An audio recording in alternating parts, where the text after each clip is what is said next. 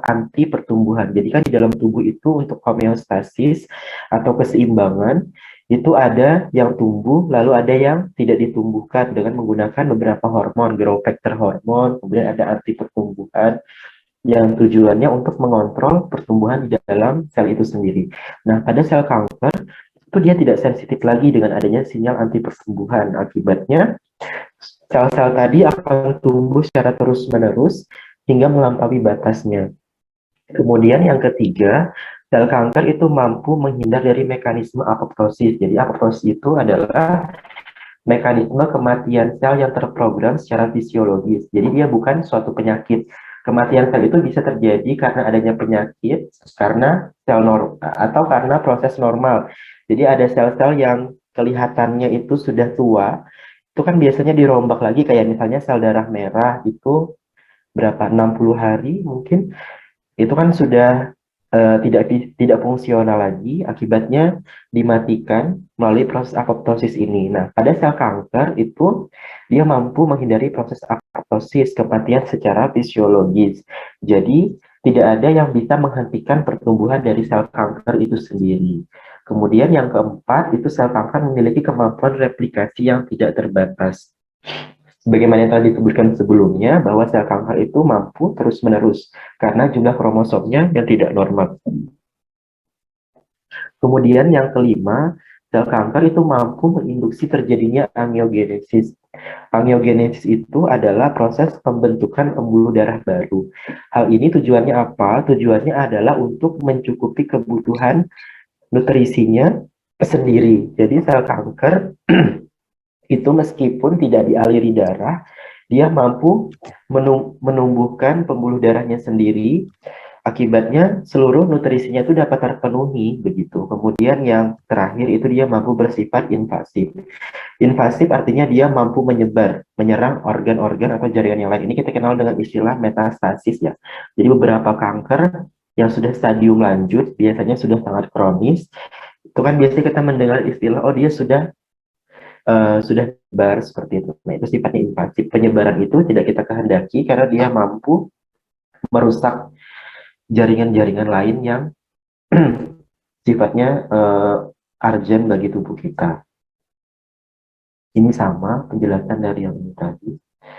Sustaining proliferative signaling. Jadi dia itu mampu sinyal pertumbuhan, kemudian dia mampu atau tidak sensitif dengan adanya faktor-faktor anti pertumbuhan. Kemudian ini adalah karakteristik perbedaannya antara sel normal dengan sel kanker. Yang pertama tadi dari ukuran, jadi dari bentuk kalau sel kanker itu umumnya tidak beraturan, kalau sel normal itu dia beraturan.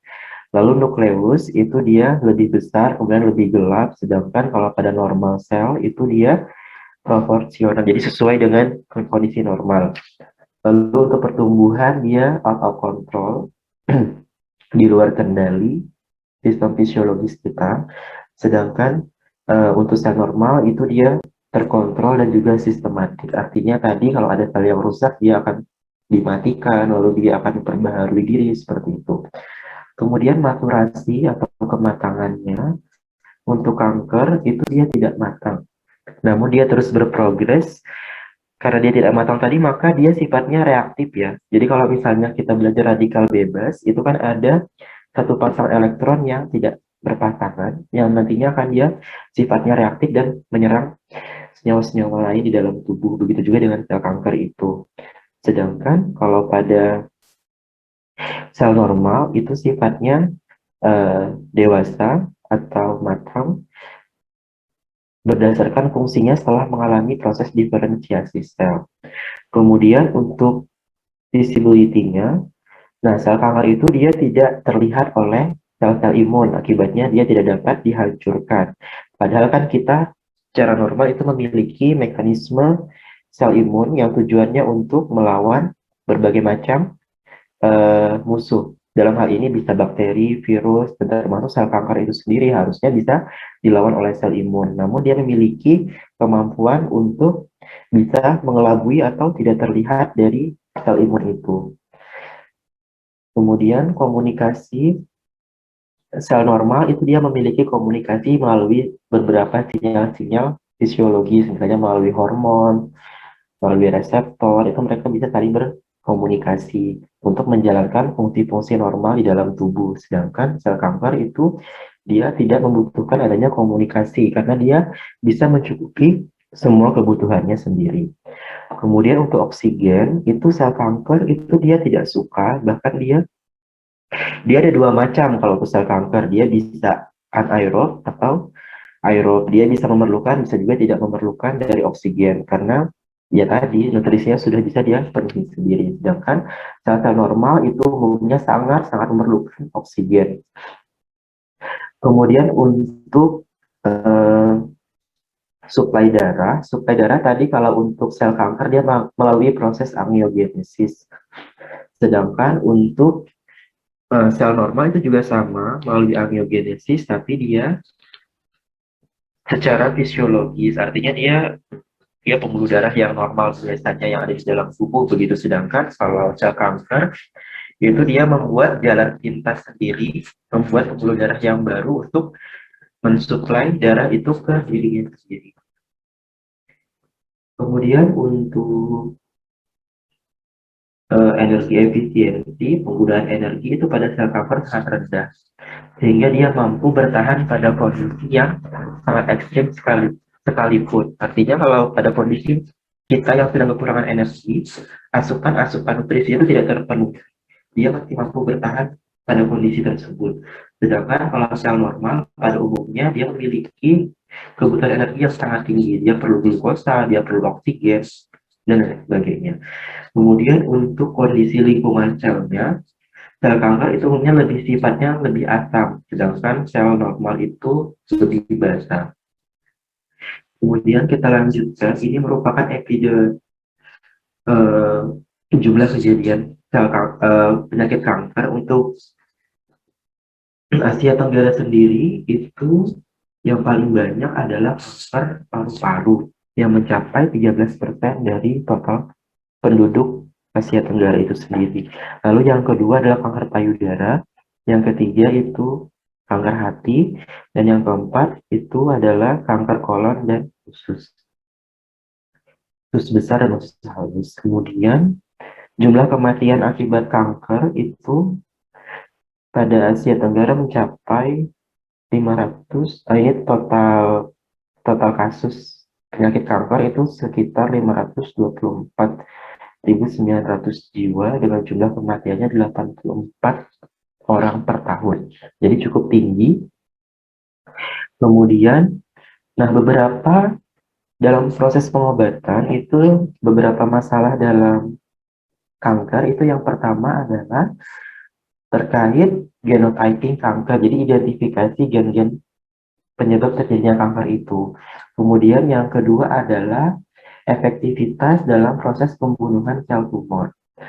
Lalu yang ketiga adalah terkait toksisitas. Jadi kan kita tahu kalau penggunaan obat-obat anti kanker biasanya banyak menyebabkan terjadinya efek samping yang kita tidak inginkan. Misalnya terjadinya kerontokan pada rambut, kemudian terjadinya pengerukan pada sel tubuh, terutama pada kulit, misalnya itu merupakan salah satu problem yang dihadapi oleh pasien-pasien kanker.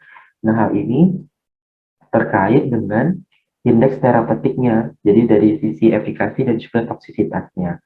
Kemudian selanjutnya adalah dari sisi resistensi obat yang telah digunakan. Jadi bukan hanya antibiotik yang resisten, tapi juga obat-obatan kanker saat ini juga telah banyak yang mengalami resistensi. Artinya dia sudah tidak efektif lagi dalam mengobati kanker pada pasien-pasien yang harusnya efektif begitu. Kemudian yang selanjutnya adalah masalah target. Jadi target ini sangat penting ya teman-teman dalam hal untuk spesifisitas dari pengobatan itu sendiri. Jadi kan tujuan kita adalah diharapkan obat yang kita minum atau terapi yang kita dapatkan itu sifatnya spesifik, artinya dia hanya membunuh pada sel kanker yang kita tuju, bukan membunuh pada sel-sel normal, sehingga efek samping itu tidak terjadi. Kemudian yang selanjutnya adalah problem neoangiogenesis, pembentukan pembuluh-pembuluh darah baru pada sel kanker. Jadi salah satu target dalam pengobatan itu adalah bagaimana kita bisa menghentikan terbentuknya pembuluh darah baru, sehingga kita bisa memutus suplai energi atau sari-sari makanan ke sel kanker itu. Jadi kalau misalnya eh, suplai energi itu kita hentikan, jadi pertumbuhan sel itu dapat dihambat. Kemudian yang selanjutnya adalah problem masalah metastasis. Tadi masalah terjadinya penyebaran kanker. Jadi bagaimana kita bisa meminimalisir terjadinya metastasis ke organ-organ yang penting. Biasanya kan kalau pada kanker yang udah stadium lanjut, stadium kronis, itu dia bisa menyebar, misalnya kanker kolon, itu nanti kalau pada stadium lanjut dia bisa menyebar sampai ke hepar, kemudian sampai ke paru-paru. Nah, itu bagaimana kita bisa menghambat terjadinya itu. Lalu kemudian manajemen of patient. Jadi salah satu masalah juga bagaimana kita bisa meningkatkan kepatuhan dari pasien dalam menggunakan obat kanker. Karena kita tahu bahwa pasien-pasien kanker umumnya sudah mengalami drop ya cara psikologisnya. Jadi biasanya mereka akan memiliki harapan hidup yang cukup rendah ketika mereka sudah tahu kalau dirinya terdiagnosa kanker. Jadi bagaimana kita sebagai seorang farmasis mampu memberikan support, kemudian meningkatkan kepatuhan dalam penggunaan terapinya seperti itu. Lalu yang terakhir adalah terkait deteksi. Bagaimana kita mampu mendeteksi terjadinya kanker sedini mungkin. Jadi sebelum kanker itu semakin lanjut stadiumnya atau semakin ganas. Itu merupakan beberapa masalah-masalah yang dihadapi terkait penyakit kanker. Hal-hal ini kemudian menentukan bagaimana tingkat keberhasilan dari pengobatan kanker yang didapatkan oleh pasien tersebut. Kemudian ini merupakan penggolongan obat-obat atau terapi berdasarkan jenisnya. Jadi yang pertama itu yang paling sering adalah kemoterapi. Ini kita tahu kemoterapi itu merupakan penggunaan agen-agen kimia untuk terapi pada sel kanker. Jadi ada platinum drugs, kemudian ada taxan, ada vinca alkaloid, dan ada beberapa molekul-molekul kecil yang memiliki aktivitas untuk anti kanker. Untuk platinum drug itu contohnya adalah cisplatin, carboplatin, oxaliplatin, dan lipoplatin. Lalu yang kedua itu ada jenis dari biological drug. Jadi obat-obatan yang berbasis biologi. Kemudian ini contohnya itu adalah penggunaan antibody seperti itu. Kemudian yang ketiga ada terapi kanker yang tertarget. Ini sama.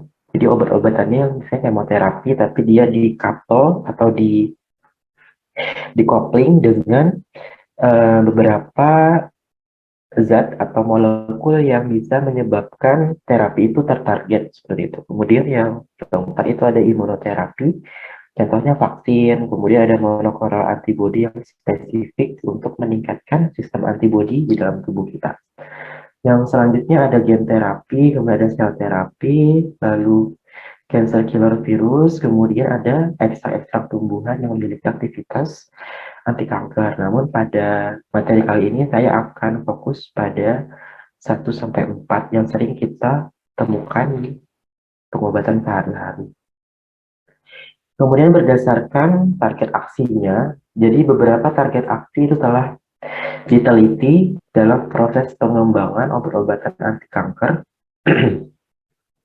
Yang pertama itu adalah melalui growth factor atau jadi ada 12 target aksi yang bisa kita gunakan untuk mengobati kanker itu. Yang pertama adalah dari sisi hormonnya. Growth factor ini adalah hormon pertumbuhan. Jadi sebagaimana telah disebutkan sebelumnya bahwa sel kanker itu memiliki hormon pertumbuhan tersendiri. Sehingga kita bisa target bagaimana kita bisa menginaktivasi atau tidak mengaktifkan hormon pertumbuhan tersebut. Kemudian yang kedua dari reseptornya. Kalau hormon itu kan perlu reseptor untuk dia berikatan lalu berefek. Maka reseptor dari hormon pertumbuhan ini kita bisa target juga sebagai aksi pengobatan.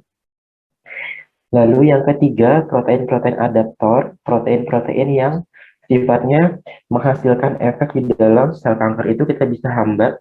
Lalu yang keempat, ikatan proteinnya kita bisa hambat juga.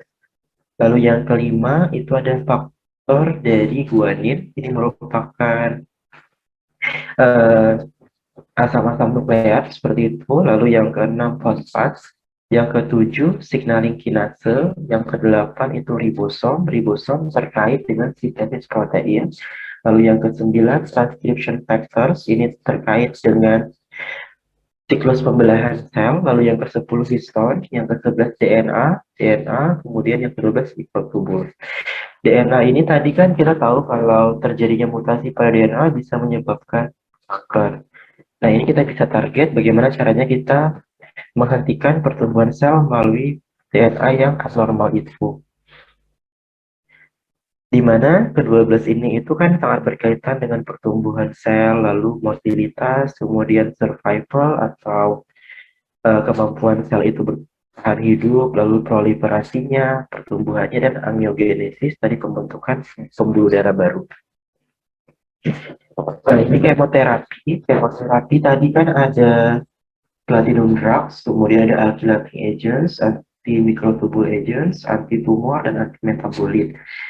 Yang paling sering itu adalah, kalau misalnya untuk platinum itu ada cisplatin, alkylating agents itu ada cyclophosphamide, untuk anti-microtubule ada vinyl dan taxan, anti-metabol itu methotrexate, kemudian untuk anti-tumor ada podotirotoxin.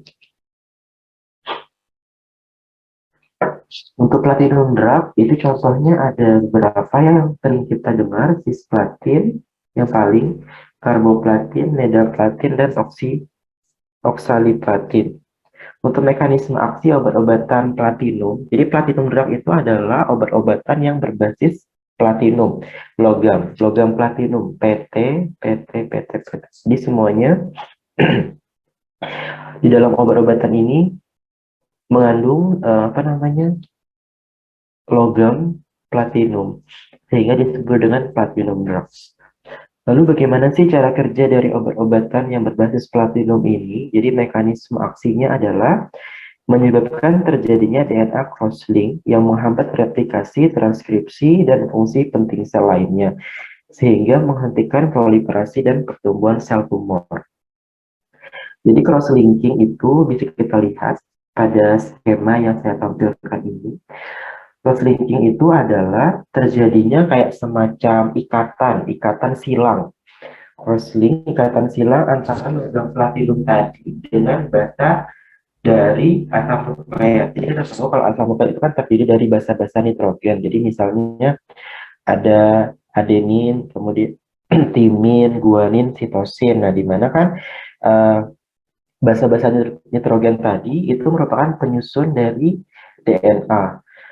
Ketika basa-basa tadi diikat silang oleh logam platinum, maka terjadi DNA, kerusakan DNA yang mengakibatkan proses transkripsi dan replikasi itu tidak terjadi. Kan secara normal basa-basa itu kan membawa berbagai macam informasi genetik yang akan diwariskan pada sel-sel anak dari individunya. Nah, ketika sel kanker itu juga memiliki proses replikasi dan juga transkripsi itu untuk dia memperbanyak diri. Makanya salah satu targetnya adalah bagaimana caranya kita menghentikan proses proliferasi dan pertumbuhan sel tumor itu. Jadi caranya adalah dengan menggunakan obat-obat berbasis platina. Jadi logam platina tadi yang ada di dalam obat tadi akan mengikat basa-basa yang ada di dalam asam nukleat atau DNA itu. Jadi platina ini sifatnya sangat reaktif. Dia memiliki banyak elektron yang digunakan untuk berikatan dengan basa-basa yang ada di asam nukleat. Jadi misalnya yang ini terjadi ikatan antara platinum dengan guanin, misalnya seperti itu. Atau platinum dengan adenin dan guanin dari DNA.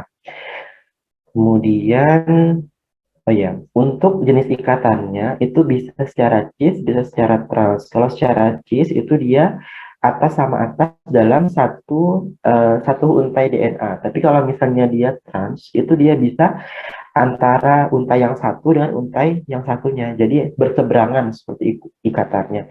Ikatan apapun bentuknya itu otomatis tetap akan mengganggu proses terjadinya replikasi dan transkripsi dari DNA itu, sehingga proses proliferasi dan juga pertumbuhan sel itu dapat terhenti, sehingga pertumbuhan sel kanker pun dapat diminimalisir.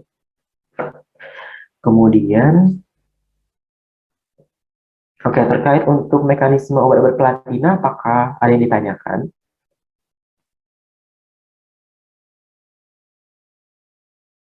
Bapak boleh diulang yang bagian ikatan, Kak, Pak?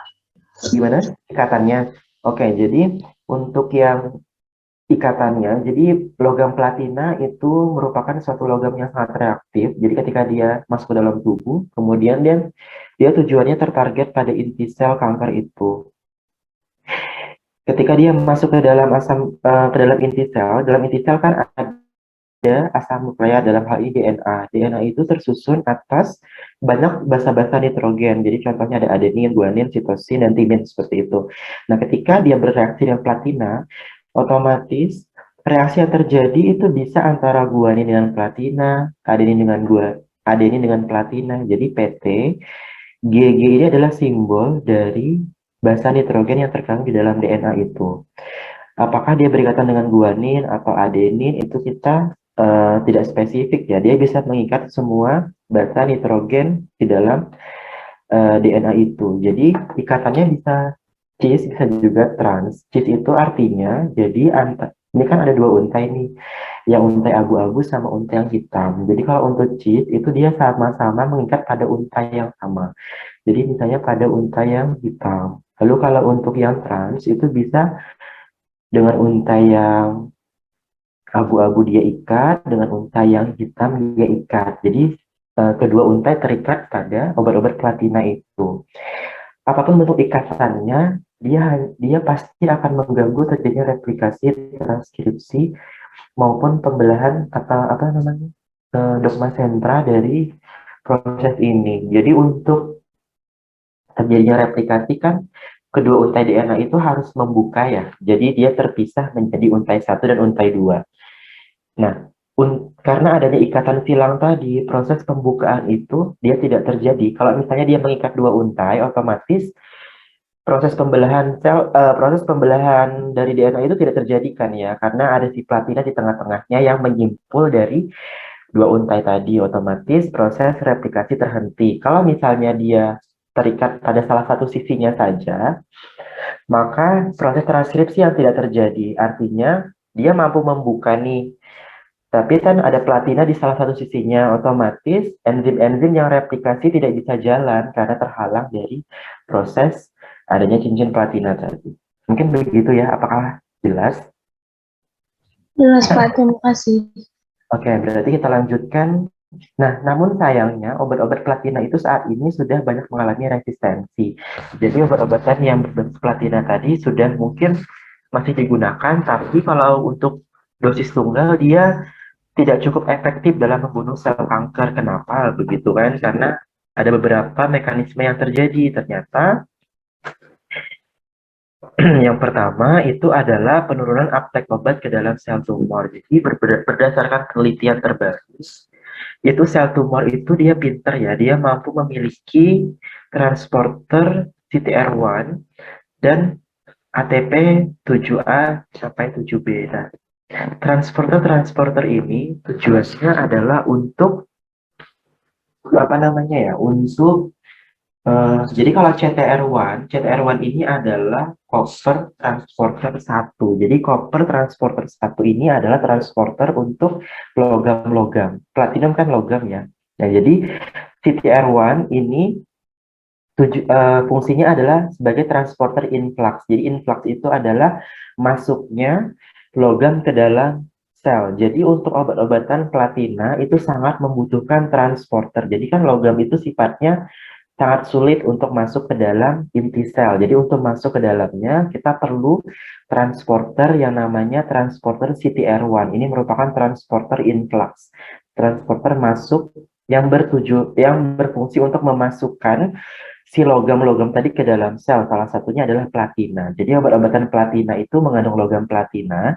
Lalu dia untuk masuk ke dalam inti sel, dia melalui transporter CTR1 ini. Nah, pada sel tumor itu terjadi penurunan jumlah transporter CTR1. Jadi kan kalau jumlah transporternya turun, otomatis jumlah obat yang masuk ke dalam sel itu juga turun kan ya. Karena transporter itu kan istilahnya pintu gerbang. Jadi dia tidak bisa masuk tanpa CTR1. Nah, ternyata pada sel-sel kanker itu diketahui adanya penurunan jumlah CTR1. Otomatis jumlah obat yang masuk juga akan menurun. Selain jumlah CTR1 yang menurun, terjadi peningkatan transporter ATP7A sampai 7B. Jadi ATP7A sampai 7B ini adalah salah satu transporter efflux. Jadi dia melawan atau lawan dari transporter CTR1.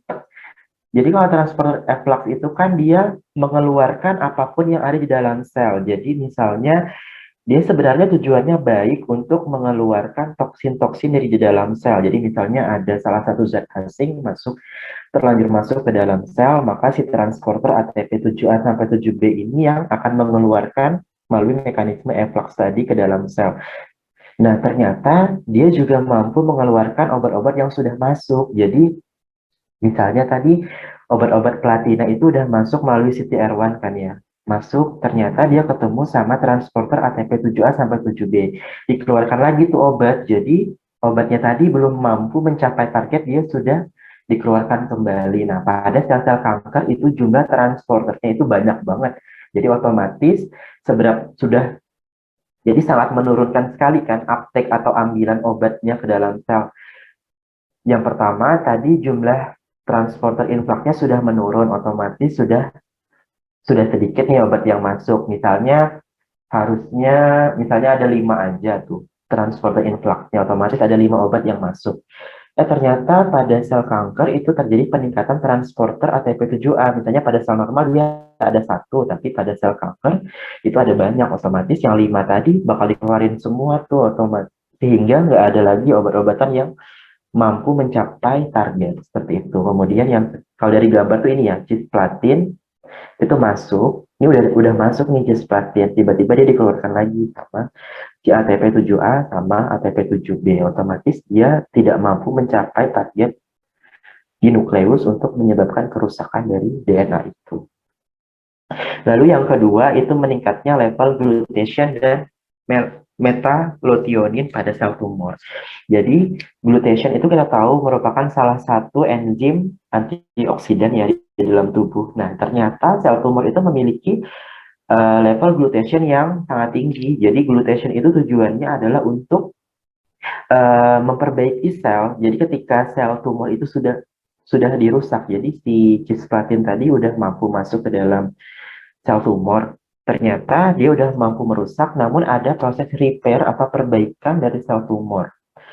Nah, ini baru-baru aja diketahui kalau sel tumor memiliki level glutation yang tinggi. Kemudian yang ketiga, mutasi gen P53BCL2. Gen-gen ini adalah gen-gen yang berperan dalam proses perbaikan sel juga. Jadi, harusnya gen P53 atau BCL2 ini adalah mampu mematikan sel secara terprogram atau apoptosis tadi ya. Namun pada sel tumor terjadi mutasi. Kalau ada mutasi itu kan perubahan susunan DNA. Ketika ada terjadinya perubahan, otomatis fungsi P53 dan BCL2 tidak sesuai dengan fungsi normalnya. Sehingga yang tadinya dia harusnya mematikan sel secara terprogram, pada sel tumor itu tidak ada. Jadi dia mampu tumbuh secara terus-menerus. Lalu yang keempat, meningkatnya kemampuan DNA repair. Nah, tadi yang saya menjelaskan bahwa DNA repair itu adalah proses perbaikan DNA. Pada sel-sel normal itu ada mekanisme DNA repair. Jadi misalnya pada kita yang normal, yang tidak memiliki sel kanker, itu misalnya ada beberapa, baik itu zat makanan, atau kita terpapar suatu toksin, misalnya yang mampu menyebabkan terjadinya mutasi, tapi mutasinya misalnya sedikit aja. Mutasinya sedikit aja itu mampu diperbaiki melalui proses mekanisme DNA repair, sehingga proses progresivitas menjadi tumor itu tidak terjadi. Nah, tetapi pada sel kanker kan kita otomatis tidak ingin ya itu terjadi. Kita pengen dia dia nggak mampu memperbaiki kerusakan yang kita timbulkan akibat pemberian obat tadi. Jadi si cisplatin tadi yang udah mampu masuk ke dalam nukleus itu kan menyebabkan DNA damage atau kerusakan DNA. Nah, kalau meningkat kemampuan DNA repair, otomatis si sel tumor itu akan mampu memperbaiki kerusakan DNA tadi sehingga dia tetap bertahan hidup kan. Nah, tujuan kita adalah bagaimana DNA repair ini tidak terjadi pada sel kanker. Nah, jadi tadi itu beberapa mekanisme terjadinya resistensi pada obat-obatan yang berbasis platina, sehingga obat-obatan ini tetap digunakan, namun biasanya dikombinasi dengan obat-obatan lain untuk meningkatkan efektivitasnya. Namun, kalau untuk digunakan sendiri, kayaknya untuk saat ini tuh udah mulai jarang, karena tadi ya beberapa kejadian resistensi yang dialami pasien. Lalu kita lanjut ke anti-microtubule agents. Jadi ini adalah agen-agen yang fungsinya sebagai anti-microtubulus. Jadi kita kenal obat-obatan taksan, taksol ya, paklitaxel, docetaxel. Jadi ini ada taksan grup itu diisolasi. Jadi dulu itu dia merupakan isolat dari tumbuhan Taxus brevifolia itu untuk paklitaxel atau taksol, dan Taxus baccata itu dari docetaxel. Ini merupakan satu genus tapi beda spesies. Jadi yang ini itu tumbuh di Asia Pasifik, sedangkan yang ini tumbuh di benua Eropa. Nah, kedua tumbuhan ini mengandung zat yang disebut dengan taksan. Taksan grup itu ditandai dengan adanya cincin taksan, ini cincin utamanya.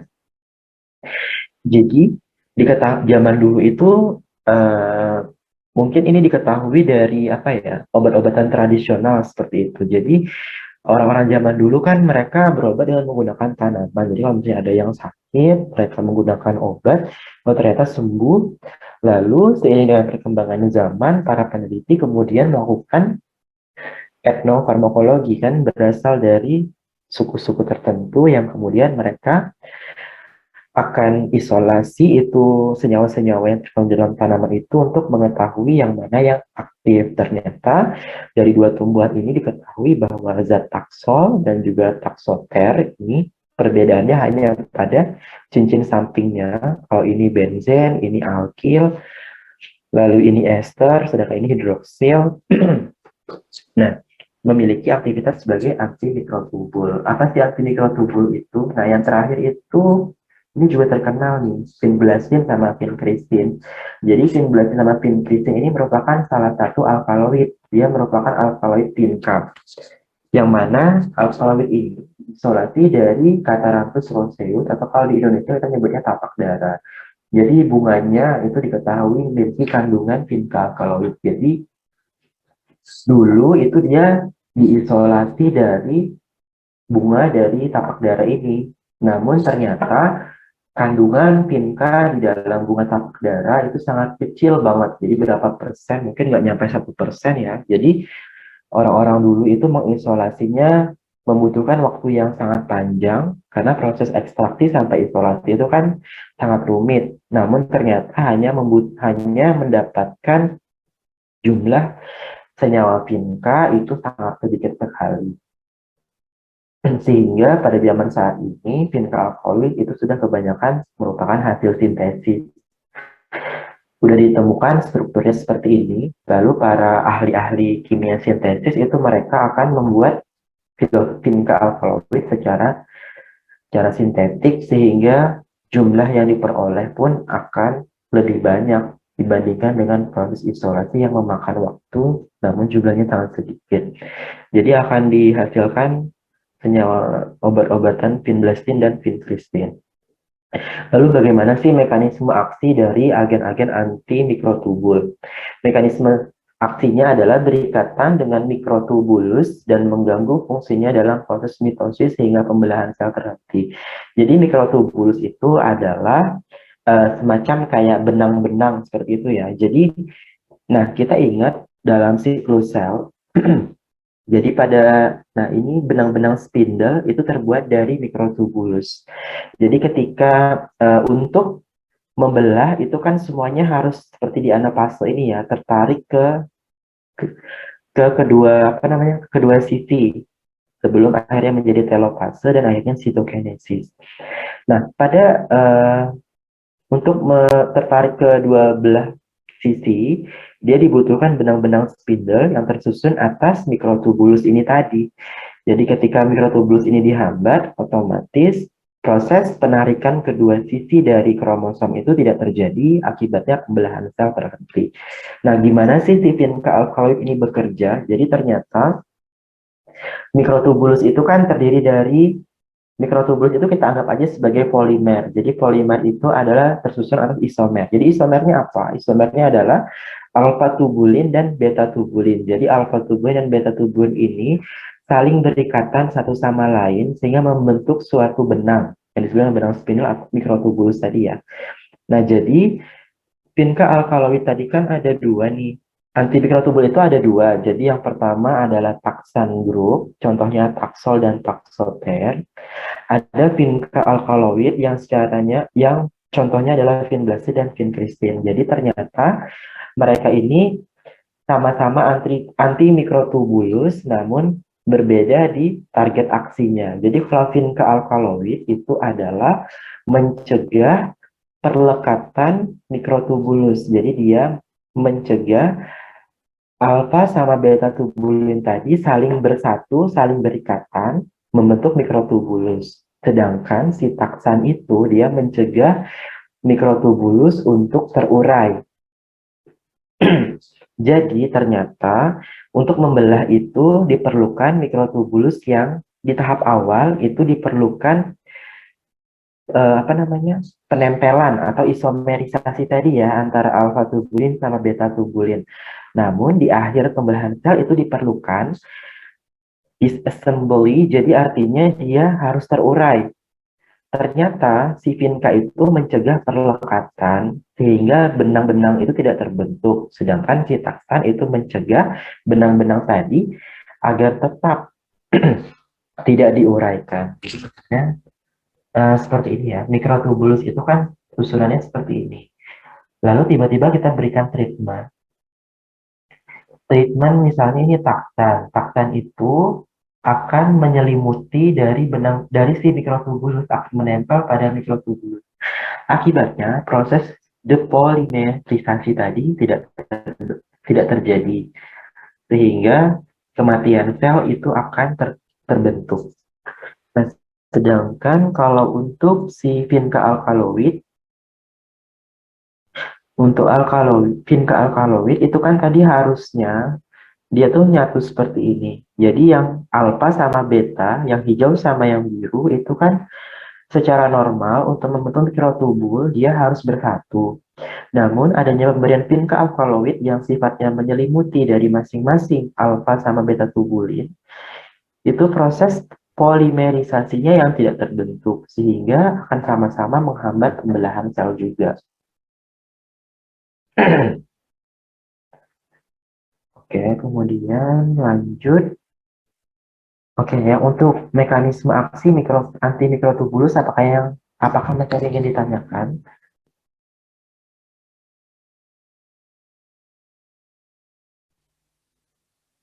Jika tidak ada, kita lanjutkan. Ternyata antimikrotubulus itu juga mengalami resistensi. Bagaimana sih terjadinya mekanisme resistensinya? Resistensinya itu hampir sama dengan obat-obatan apa tadi sebelumnya antiplatina ya, platinum drug. Jadi dia yang pertama itu penurunan uptake juga, penurunan masuknya obat ke dalam sel, namun transporternya yang berbeda. Jadi kalau pada antimikrotubulus itu transporter yang berperan adalah transporter ABC. Jadi pada kanker payudara, kanker ovarium, dan kanker kolon itu terjadinya overexpression transporter ABC. Jadi transporter ini adalah salah satu transporter efflux juga. Jadi obat-obatan taksan itu udah masuk nih ke dalam sel. Lalu dikeluarkan lagi sama alpha beta transport, sama ABC transporter. Akibatnya dia tidak bisa mencapai targetnya yakni mencegah terjadinya penguraian mikrotubulus. Kemudian yang kedua, adanya gangguan ekspresi atau mutasi dari subunit tubulin. Jadi tadi untuk menjadi mikrotubulus dia terbentuk dari tubulin-tubulin kan. Nah, tubulin-tubulin ini adalah target aksi dari si vinca alkaloid. Nah, kalau si tubulinnya sudah bermutasi, otomatis dia berubah dari kondisi tubulin yang normal. Sehingga si alkaloid vinca tadi tidak dapat menempel pada tubulin tersebut, sehingga obatnya pun tidak efektif. Itu. Kemudian kita lanjut, ini merupakan golongan antimetabolit. Antimetabolit itu terdiri dari beberapa bagian, beberapa jenis. Yang pertama adalah antagonis folat. Jadi antagonis folat itu mekanisme aksinya adalah sebagai inhibitor enzim dihidrofolat reduktase, yang mana enzim ini difungsikan untuk membentuk asam nukleat. Tujuannya adalah untuk mengganggu siklus pembentukan asam nukleat. Antagonis folat ini dia mengikuti struktur dari dihidrofolat. Jadi dihidrofolat ini adalah bentuk dari vitamin B. Nah, metotrexat ini adalah obat kanker golongan antagonis folat. Jadi dia sama persis kan ya, dari secara strukturnya sama. Perbedaannya adalah pada gugus NH2, di sini gugus keton. Kemudian di sini ada ikatan amida, sama perbedaannya di sini juga. Sedangkan ini ada gugus alkil. Nah, gimana sih kerjanya? Jadi metotrexat ini dia menghambat enzim dihidrofolat reduktase. Jadi secara normal, secara fisiologis, sel normal maupun sel kanker itu memiliki mekanisme seperti ini. Asam folat yang masuk ke dalam tubuh itu akan diubah menjadi dihidrofolat tadi. Dihidrofolat itu merupakan substrat dari enzim dihidrofolat reduktase untuk merubah FH2 atau dihidrofolat menjadi tetrahidrofolat atau FH4. Nah, kalau metotrexat, lalu selanjutnya tetrahidrofolat ini sangat diperlukan oleh sel untuk sebagai donor dari metil CH2, di mana metil ini tujuannya adalah untuk mensintesis DNA.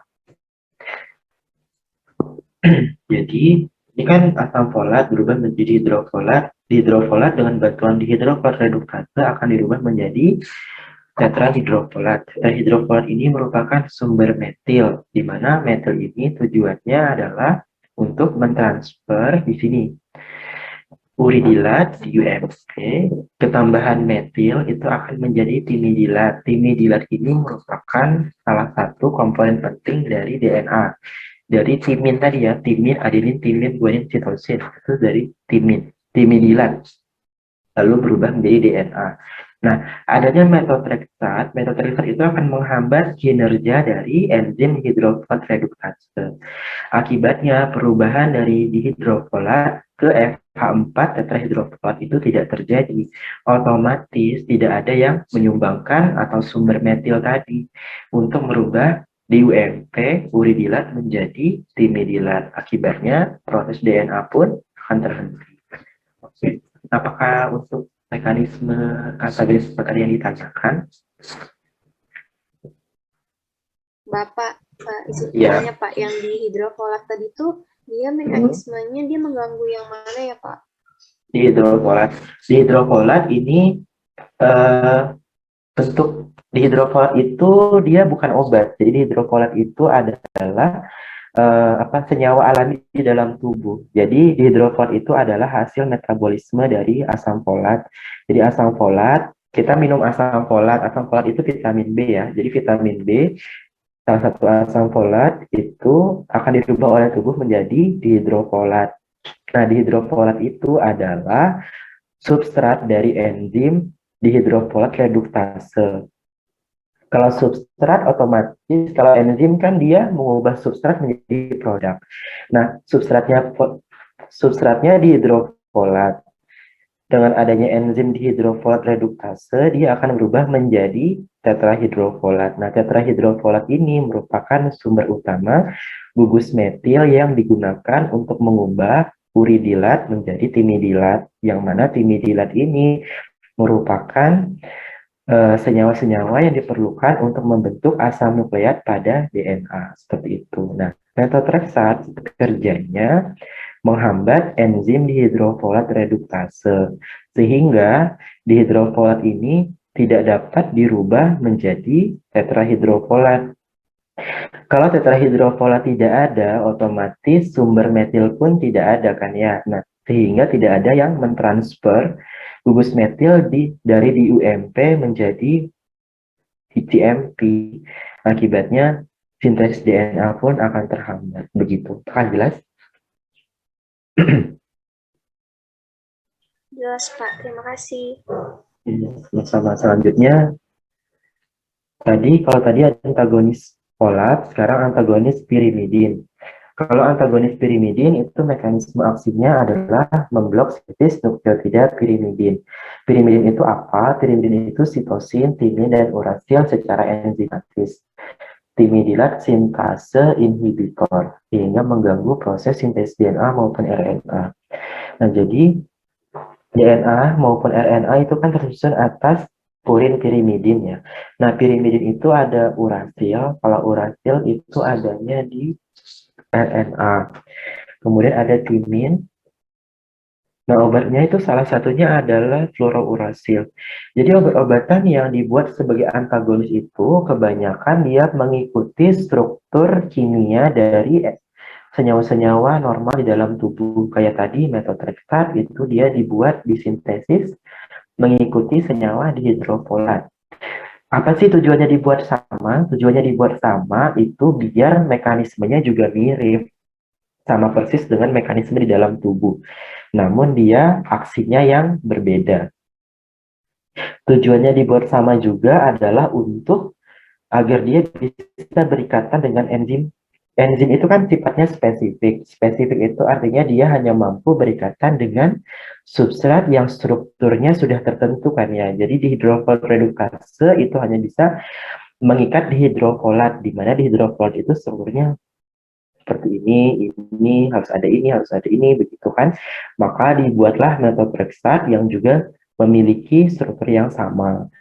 Memiliki cincin ini, dan perbedaannya hanya di sini, begitu. Nah, perbedaan inilah yang akan membuat aksi yang berbeda. Jadi si metotrexat itu bisa juga berikatan dengan dihidrofolat, namun aksinya menginaktivasi enzim tersebut. Sedangkan hidrofolat dia berikatan, namun mengaktifasi dari enzim tersebut. Seperti itu.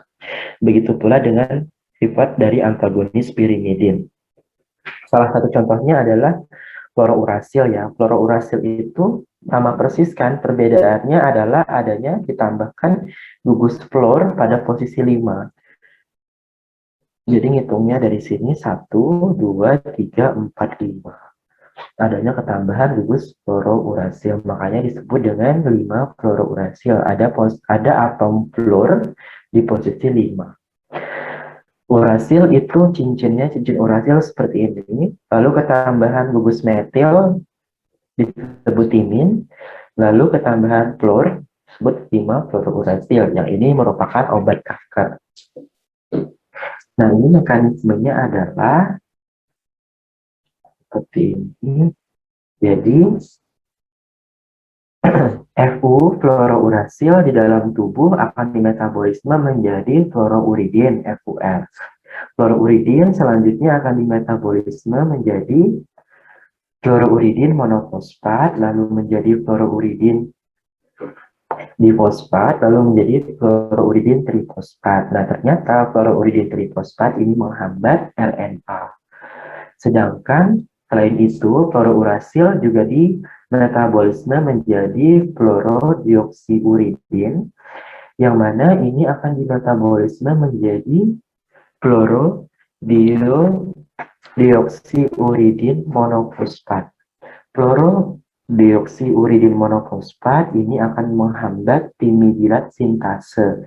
Timidilat sintase adalah enzim yang berperan penting dalam proses perubahan timidin menjadi timin, yang mana timin tadi kan adalah struktur penyusun dari nukleotida pada asam nukleat baik DNA maupun RNA. Sehingga otomatis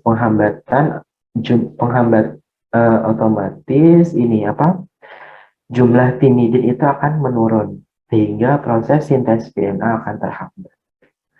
Jadi saya ulangi, fluorourasil itu dimetabolisme menjadi fluorouridin. Fluorouridin itu menjadi fluorouridin monofosfat, selanjutnya fluorouridin difosfat dan trifosfat. Ini hanya ketambahan masing-masing satu fosfat. Jadi fluorouridin ditambahkan ATP jadi satu fosfat disebut monofosfat, lalu ditambahkan lagi fosfat jadi difosfat, 2 fosfat, ditambahkan lagi 3 fosfat jadi trifosfat. Nah, FUTP ini akan menghambat RNA sintesis, kalau ini DNA sintesis. Jadi selanjutnya si fluorourasil juga mengalami metabolisme menjadi fluorodioksiuridin, yang mana ini akan menjadi fluorodioksiuridin monofosfat. Fluorodioksiuridin monofosfat itu akan menghambat kinerja dari enzim timidilat sintase, yang mana timidilat sintase itu berfungsi untuk mensintesis timidin yang merupakan salah satu nukleotida dari si DNA. Kalau enzim yang memproduksinya dihambat, otomatis jumlah timidinnya akan menurun, sehingga sintesis DNA pun akan berkurang. Kalau sintesis DNA berkurang, otomatis proliferasi selnya juga akan terhenti, seperti itu. Kemudian, untuk ini mekanisme antagonis pirimidin, apakah ada yang ditanyakan? Apakah sudah jelas?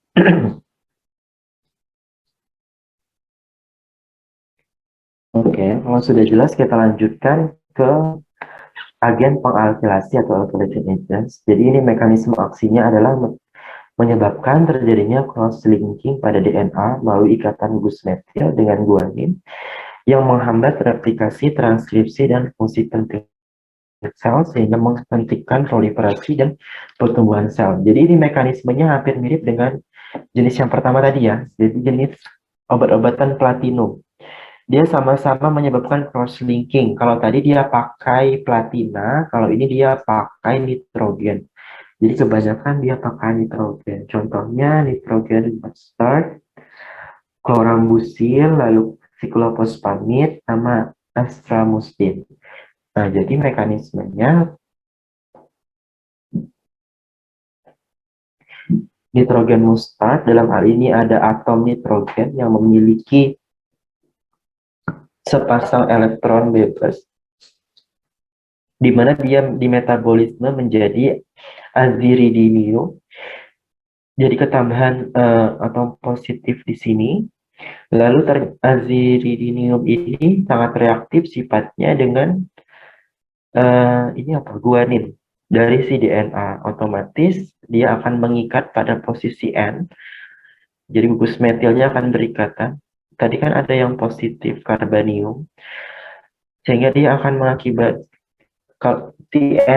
atom nitrogen itu kan sifatnya nukleofilik ya. Nukleofilik itu dia menyukai atom-atom yang bermuatan positif, karena si nitrogen itu sifatnya lebih negatif karena memiliki elektron bebas yang tidak berpasangan.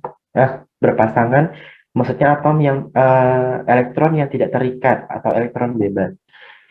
Metabolisme si nitrogen tadi menghasilkan gugus-gugus yang sifatnya positif. Jadi gugus-gugus yang sifatnya positif ini akan menyerang ke nitrogen tadi, sehingga terjadi ikatan antara senyawa guanin dari DNA.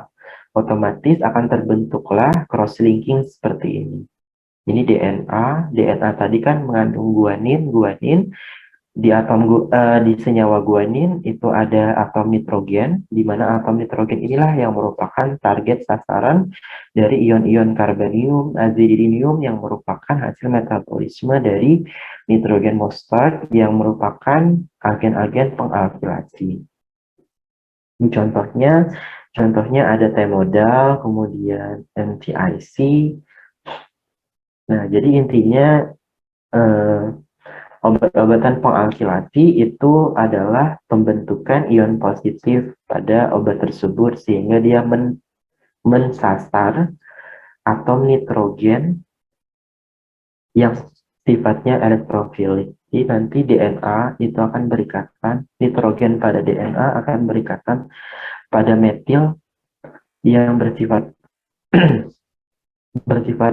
elektrofilik sehingga akan terbentuk CH3DNA atau cross-linking, sama seperti mekanisme dari agen-agen obat-obatan platinum tadi. Nah, kalau secara skematik bisa dilihat seperti ini. Tadi kan ada instran sama cross-link, jadi sugar phosphate backbone. Jadi DNA itu ada dua untai pertama, lalu untai kedua, di mana masing-masing antar untai itu ada basa-basa nitrogen, jadi ada adenin sama tinin, sitosin sama guanin. Nah, obat-obatan pengalkilasi ataupun salah satunya baik itu pengalkilasi sama tadi sebelumnya obat-obatan platina itu bekerjanya di sini. Jadi mereka akan berikatan pada basa-basa nitrogen.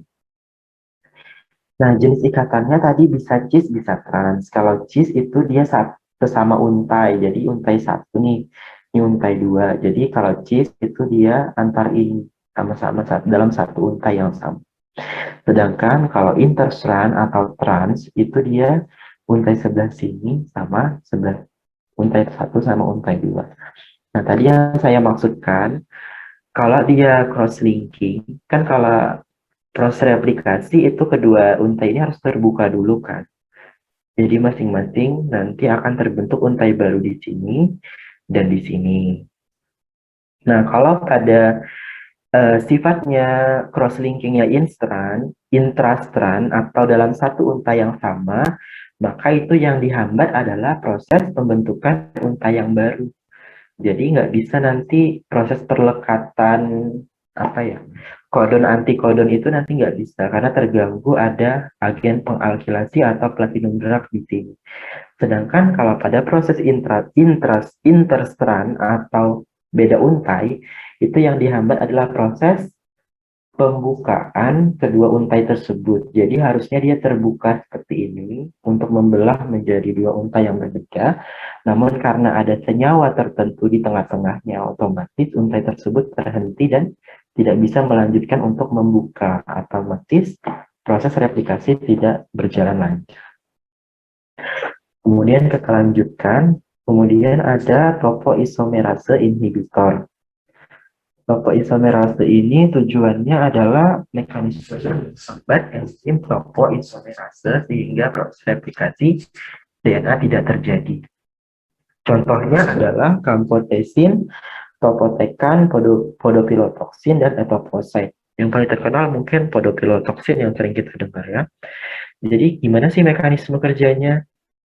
Nah, proses replikasi yang saya jelaskan tadi kan ini adalah DNA. DNA itu harus terbelah menjadi dua untai yang berbeda dulu untuk berjalannya proses replikasi. Nah, topoisomerase itu berfungsi untuk sebagai enzim yang membuka untai ganda dari DNA itu. Topoisomerase inhibitor itu bekerja, yang bulat hitam ini adalah topoisomerase 1. Jadi topoisomerase 1 itu akan berjalan membuka untai ganda dari DNA sebelum proses DNA polimerase masuk. DNA polimerase itu kan tujuannya untuk menyambungkan kembali nukleotida. Gimana? Oke, ini adalah sepasang untai DNA. Jadi untuk proses replikasi itu kan keduanya harus menjadi dua gini. Nah, ini satu untai yang lama, untai kedua yang baru, nanti kan proses polimerase itu berjalan kayak gini kan, menempel basa-basa sesuai dengan cetakan dari DNA yang lama. Nah, untuk terbuka seperti ini, kedua untai itu memerlukan enzim topoisomerase 1. Dalam gambar ini ditandai dengan adanya warna bulatan hitam. Bulatan warna hitam. Nah, pemberian obat topoisomerase 1 inhibitor itu akan menghambat enzim topoisomerase. Jadi dia akan menempel. Jadi obat yang putih ini menempel pada bulatan hitam. Otomatis proses terbukanya ini tuh akan tidak terjadi. Sehingga proses replikasi itu tidak berjalan lancar. Akibatnya akan terjadi kematian. Nah, jadi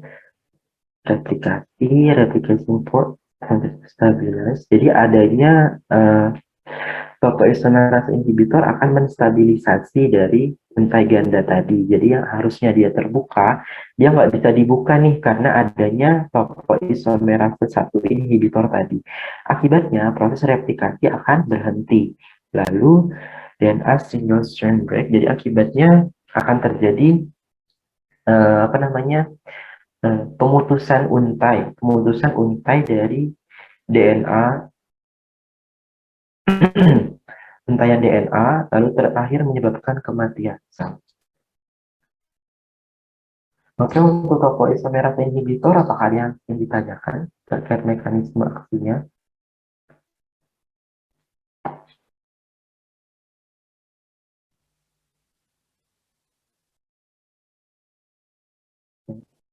Jika sudah jelas, kita lanjutkan lagi.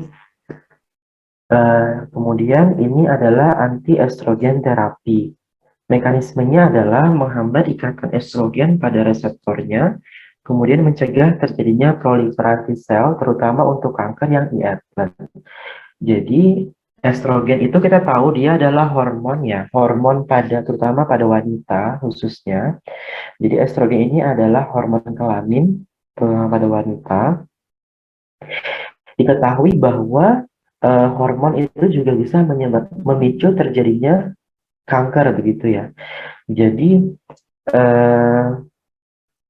estrogen itu diketahui memiliki kemampuan dalam proliferasi sel, terutama untuk kanker yang IR positif. IR positif ini maksudnya estrogen reseptor positif. Jadi di permukaan selnya itu banyak mengekspresikan reseptor-reseptor estrogen.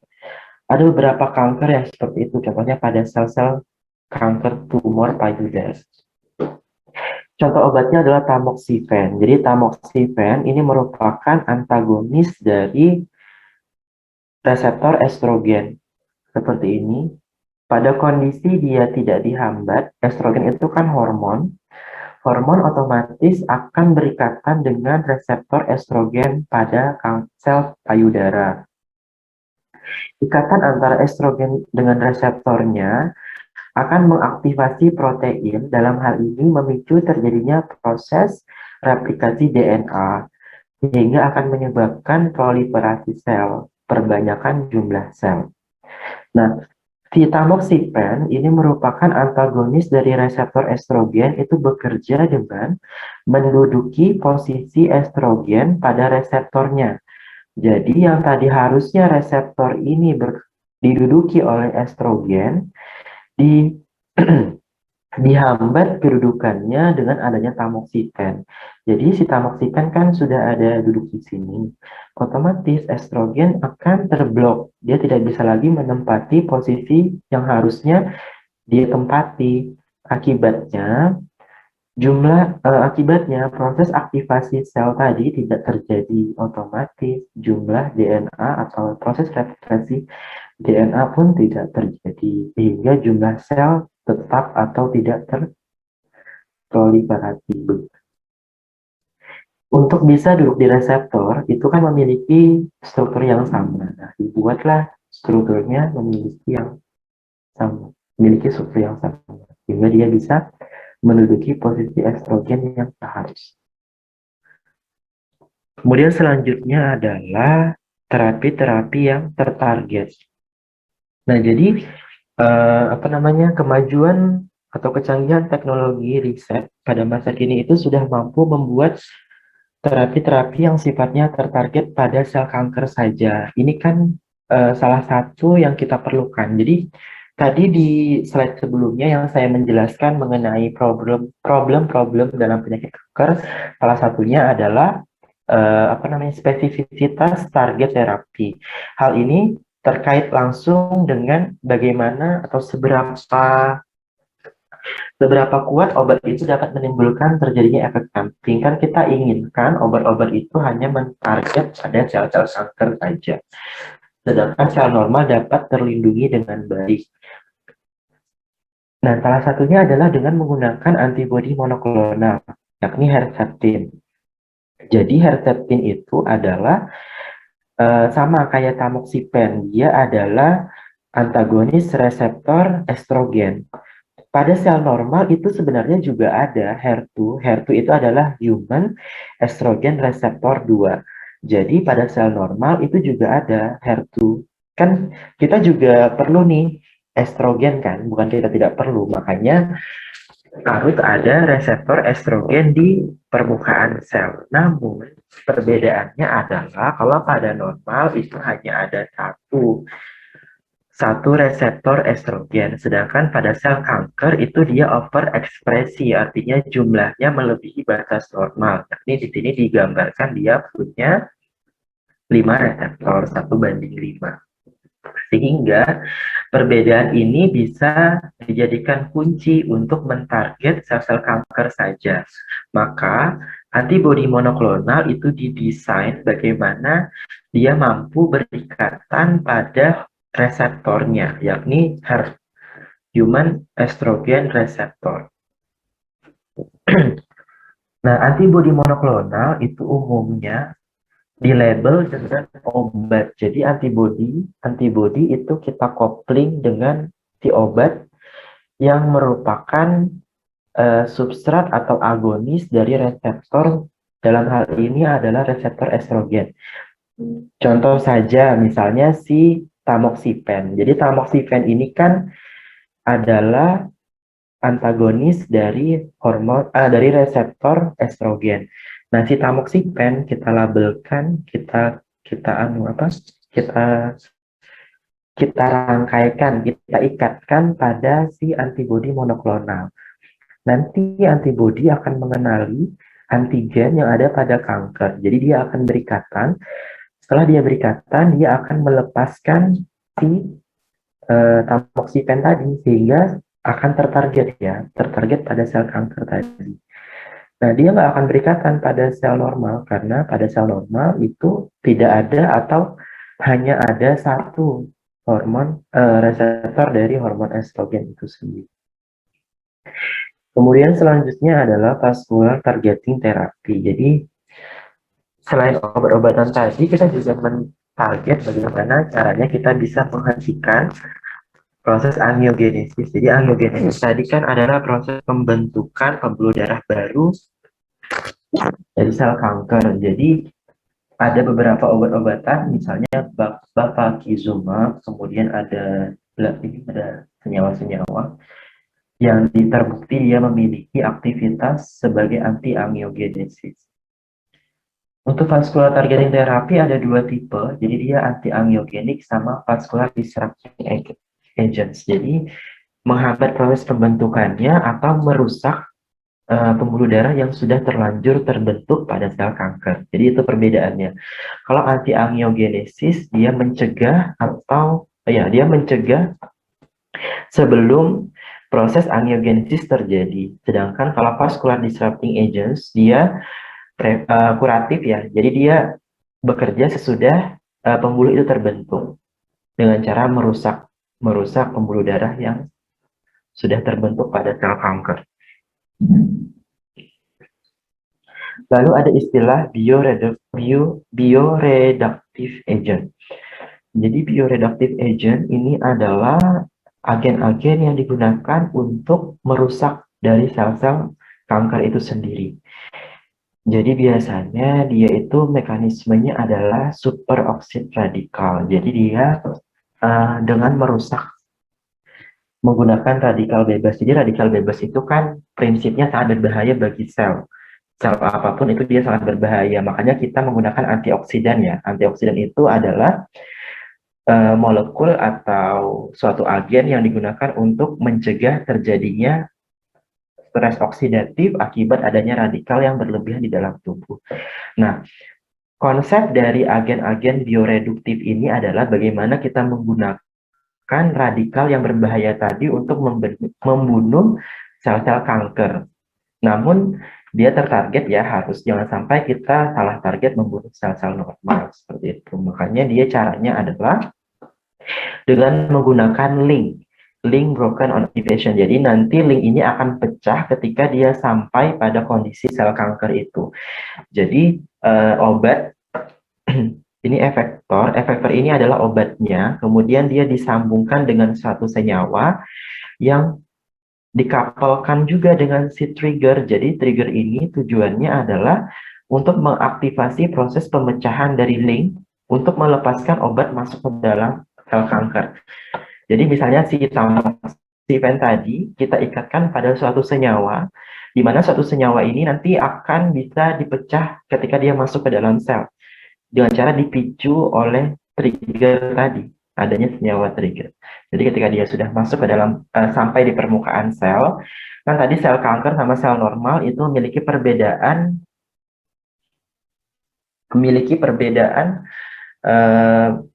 karakteristik ya. Jadi kalau sel normal dia misalnya pH-nya lebih asam, kalau sel normal dia lebih basa.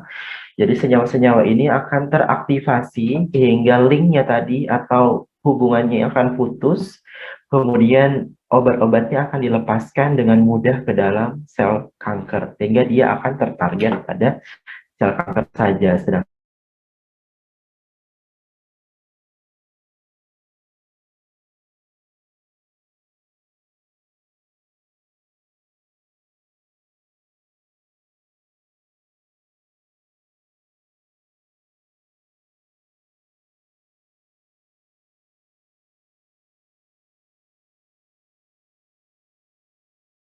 natural killer cell, kemudian T cell, sehingga sel kanker lebih mudah dikenali dan dihancurkan. Tadi kan di slide yang sangat awal tadi saya sudah sampaikan bahwa sel kanker itu sifatnya dia mampu mengelabui dari sistem imun. Jadi sistem imun itu kita anggap sebagai tentaranya tubuh kita kan. Dia akan bekerja ketika ada hal-hal yang tidak normal, baik itu misalnya bakteri, virus, atau toksik. Termasuk sel kanker itu harusnya secara fisiologis kita memiliki respon untuk menghancurkan. Namun, ketika sel kanker itu sangat progresif atau dia sudah pada stadium yang sudah sangat lanjut, dia mampu mengelabui sistem imun kita, sehingga sistem imun tadi tidak bekerja dengan baik, akibatnya sel kanker tidak dapat dihancurkan. Nah, mekanisme dari obat-obatan interferon, interleukin, dan vaksin, kalau vaksin itu berbeda ya, kayak gini, interferon atau interleukin itu dia akan mekanismenya adalah berikatan pada sel kanker itu, otomatis akan memicu terjadinya reaksi imun. Jadi interferon, interleukin itu akan menempel pada sel kanker, kemudian dia akan mengundang teman-temannya yang lain untuk menstimulasi atau menghancurkan sel kanker itu. Pada saat sebelum distimulasi, sel kanker itu kan tidak mampu diamati atau tidak terdeteksi lah seperti itu istilahnya oleh sistem imun kita. Nah, ketika dia sudah ditempeli dengan interferon dan interleukin yang merupakan bagian dari sistem imun kita, maka dia akan memanggil atau memicu menstimulasi teman-temannya yang lain untuk berikatan pada sel kanker yang sama. Sehingga sel kanker akan dihancurkan. Otomatis akan berkurang ya sel kankernya. Nah, kalau vaksin itu kita tahu, kita memasukkan sesuatu ke dalam tubuh kita untuk memicu terjadinya respon imun. Nah, beberapa vaksin kanker itu sistemnya adalah seperti itu. Jadi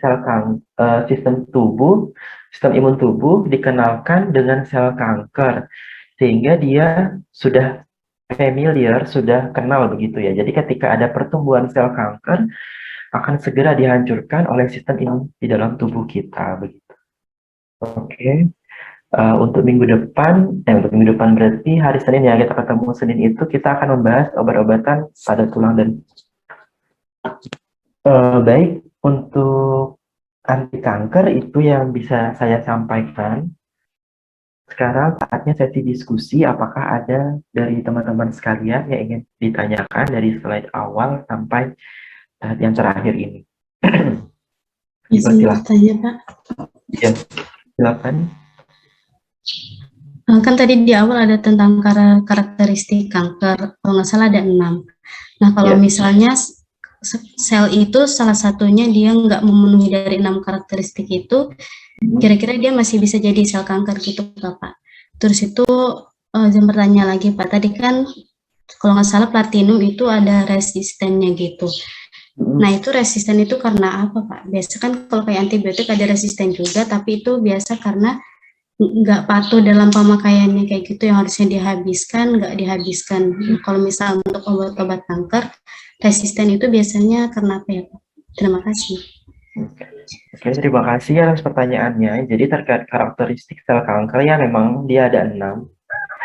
Nah, kalau misalnya apakah misalnya salah satu dari karakteristik ini tidak terpenuhi, dia bisa dibilang sel kanker seperti itu. Jadi kalau menurut saya, sel kanker itu pasti memiliki dari 1 sampai 5, tapi yang 6 ini tidak. Yang 6 ini tergantung dari tingkat stadium dari sel kankernya. Jadi kalau yang 1 sampai 5 misalnya dia bisa mencukupi kebutuhan sendiri, kemudian dia tidak sensitif pada sinyal anti pertumbuhan, mampu menghindari mekanisme apoptosis, kemudian mampu replikasinya tidak terbatas sampai ke angiogenesis, ini adalah hallmark atau karakteristik utama yang wajib ada pada sel kanker. Karena kelima hal inilah yang menyebabkan dia jadi sel kanker begitu. Jadi kalau salah satu dari 5 ini tidak ada, mungkin kita bisa katakan dia masih tumor ya kan. Tumor itu ada yang ganas, ada yang jinak. Nah, perbedaannya hanya di situ. Sel tumor juga memiliki beberapa, tapi dia belum sampai ke misalnya ke angiogenesis. Tumor itu kan juga pertumbuhan yang tidak terbatas ya. Namun dia tidak berbahaya, dia masih bisa dikontrol. Sedangkan kalau kanker itu dia sudah berbahaya stadium lanjutnya.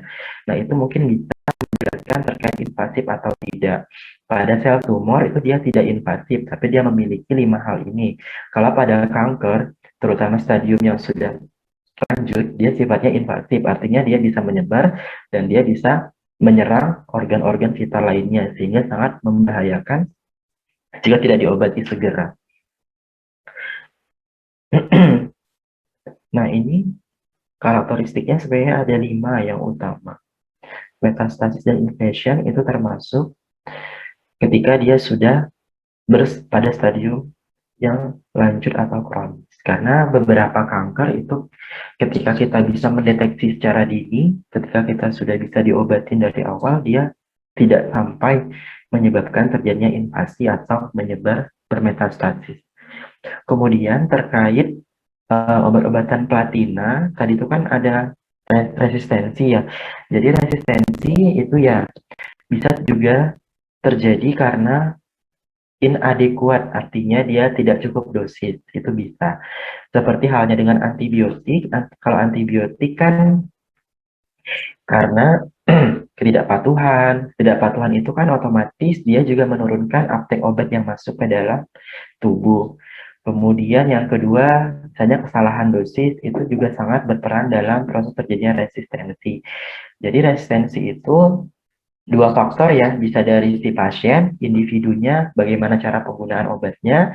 Yang kedua, karena sel kankernya itu sendiri yang sudah berubah. Kalau dalam antibiotik, si bakterinya sudah pintar. Jadi ada beberapa bakteri-bakteri yang sudah bermutasi, kemudian dia memiliki aktivitas, dia memiliki kemampuan untuk membentuk dinding sel yang berbeda dengan ketebalan tertentu sehingga si antibiotik yang tidak bisa masuk ke dalam dirinya otomatis resistensi. Kemudian yang kedua bisa terjadi karena ketidakpatuhan, konsentrasi obat yang rendah, harusnya misalnya dia 100 miligram baru bisa membunuh bakteri. Namun ketika si pasien tidak patuh, dia cuman 100 miligram, tapi karena dia tidak patuh harusnya 3 kali sehari, cuma minum 2 kali sehari, otomatis kadar obat di dalam darah itu tidak bisa dipertahankan sehingga si bakteri pun tidak terbunuh. Begitu juga dengan obat-obatan kanker, saya rasa itu juga sama. Kalau obat kanker biasanya kan apa ya, jarang sih yang tidak patuh karena biasanya kalau kemoterapi langsung ya dilakukan di rumah sakit terjadwal, biasanya harus datang pada jadwal keberapa, hari apa begitu, berapa bulan sekali, misalnya seperti itu. Kalau sel kanker, saya rasa kalau untuk tingkat kepatuhan itu tidak, namun memang dari kondisi kankernya sendiri. Jadi kanker itu kan dia sifatnya genetik. Genetik itu sangat mudah sekali mengalami berbagai macam mutasi yang kayak tadi disebutkan bahwa adanya ekspresi berbagai macam transporter influx, efflux, kemudian mutasi genetik, kemudian kemampuan dari sel tumor, DNA repair, begitu. Jadi kalau untuk anti kanker itu memang dari sel kankernya sendiri. Kalau untuk sistem pengobatannya, saya rasa kalau untuk kepatuhan, semua orang yang terdiagnosa kanker otomatis akan memiliki semangat untuk berobat yang bagus seperti itu. Oke, ada lagi yang ingin ditanyakan? Waktu kita sisa 5 menit ya. Bertanya, Pak. Ya. Kan tadi itu banyak ya Pak yang dibahas obat-obatannya. Nah, yang mau saya tanyakan tuh, ada nggak Pak kasus di mana obat-obatan kanker ini salah mengartikan atau salah target sehingga malah sel normal yang kena? Begitu Pak. Terima kasih. Oke. Ya, jadi hampir sebagian besar obat-obatan yang secara konvensional atau selama ini digunakan itu sifatnya bukan salah target sih, tapi tidak selektif. Jadi tidak selektif, si obat itu dia tidak mampu membedakan antara sel kanker dan sel normal. Makanya obat-obatan yang seringkali atau selama ini digunakan itu kan, pernah nih dengar kalau orang habis kemoterapi pasti sel rambutnya rontok, misalnya mengalami kebotakan, kemudian kulitnya menjadi kering, kemudian yang paling parah itu biasanya anemia. Anemia itu karena dia membunuh sel-sel darah juga. Kemudian kalau kebotakan itu dia mampu membunuh sel-sel pada rambut dan kulit. Nah, itu merupakan kasus-kasus di mana terapi kita dalam anti kanker itu tidak selektif. Jadi bukan salah target tapi tidak selektif. Dia mampu kok membunuh sel kanker, tapi dia memiliki efek samping. Efek sampingnya tadi karena dia tidak selektif. Makanya semakin tahun itu penelitian terus berkembang bagaimana sih kita bisa mendapatkan obat-obatan yang hanya mensasar atau mentarget sel kanker itu. Jadi yang tadi kebotakan, anemia aplastik, kemudian kulit-kulit kering, kemudian itu bisa dihindarkan seperti itu. Oke, sudah menjawab? Sudah Bapak, terima kasih. Baik, ada lagi yang ditanyakan? Bisa 3 menit. Bapak, saya izin bertanya, Pak. Ya, silakan. Saya mau bertanya tujuan kami mempelajari tentang sel kanker ini, apakah untuk mengetahui dan suatu saat mungkin bisa meneliti dan menemukan obat yang lebih efektif lagi dalam mengatasi sel kanker ini, Pak? Atau ada lagi tujuan yang lain, Pak, bagi kami mahasiswa farmasi yang baru S1, mau menuju S1 ini, Pak? Terima kasih. Oke. Jadi tujuan disampaikannya materi-materi terkait anti kanker yang pertama tentunya sebagai pengetahuan kita ya, sebagai seorang farmasis tentunya nanti kita dituntut bisa memberikan arahan atau gambaran gimana sih memilih terapi yang tepat seperti itu. Jadi kita sebagai tenaga medis, tenaga kesehatan obatan bersama-sama dengan dokter. Dokter kan sudah mendiagnosa, lalu mereka menentukan terapinya. Kemudian kita sebagai farmasis nantinya juga memiliki kewajiban untuk monitoring terapi yang diberikan. Jadi ketika terapi itu diberikan, kemudian kan kita pantau tuh eh, efektivitas dari terapi, apa sih obat yang sudah digunakan, kemudian berapa dosisnya, lalu kira-kira progres perbaikannya gimana. Nah, ketika itu kita bisa memberikan saran, misalnya dari beberapa yang informasi yang sudah kita pelajari, misalnya, oh kenapa sih si pasien ini sudah diberikan obat ini, tapi progresnya tidak signifikan. Mungkin kita bisa mengetahui dari hal, misalnya, oh mungkin pasiennya sudah resistensi, kemudian didukung dengan beberapa data-data terkait eh, data lab, misalnya kita bisa sarankan beberapa pilihan terapi, karena biasanya harusnya secara apa? Harusnya itu kita memiliki kewajiban untuk memberikan saran terapi-terapi pasien yang akan digunakan. Meskipun nanti keputusan finalnya kan tetap di dokter ya kalau terkait terapi-terapi seperti itu.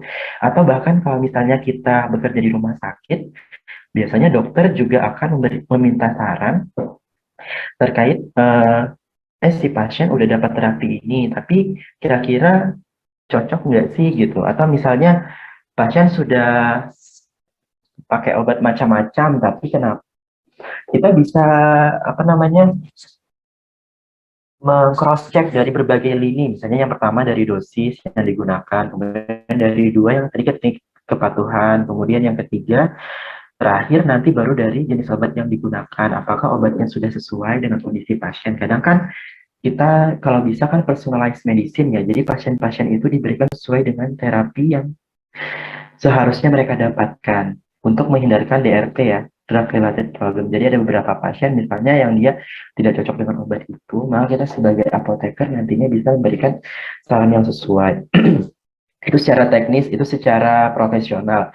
Kemudian secara peneliti nanti kita bisa ya tadi sesuai dengan yang disampaikan, kita bisa meneliti berbagai macam obat-obatan yang belum ada. Jadi kan eh, penelitian itu terus berlangsung dan berlanjut bagaimana kita mampu menemukan obat-obatan yang efektivitasnya tinggi namun efek sampingnya rendah dengan cara menggunakan obat-obatan yang tertarget tadi ya. Kalau pada sel kanker bagaimana dia bisa ke sel kanker aja nggak sel normal. Jadi beberapa mekanisme-mekanisme yang sudah saya jelaskan itu bisa dijadikan sebagai apa namanya inspirasi gitu. Oh, saya nanti ingin meneliti obat-obat kanker yang tujuan mekanisme aksinya adalah seperti ini. Nanti kita cari tanaman-tanaman atau senyawa-senyawa alam yang eh, belum belum dipublish atau masih novel, masih baru gitu. Apakah kira-kira dia memiliki aktivitas dia sebagai anti kanker? Kita uji dulu. Lalu dengan mekanisme-mekanisme yang terkait, tadi kan ada mekanisme bla bla bla, misalnya alkylating agent. Oh, saya pengen nanti senyawa saya ini mentarget DNA, misalnya seperti itu. Tapi gimana caranya dia bisa spesifik pada sel kanker aja. Itu bisa berhubungan atau berkaitan dengan materi-materi kuliah ini. Ada lagi yang ingin ditanyakan? Waktu kita sudah lewat ya, sampai jam 9.10 kan ya? Oke, kalau tidak ada lagi, nanti absensinya bisa dikirim ke saya untuk saya tanda tangani.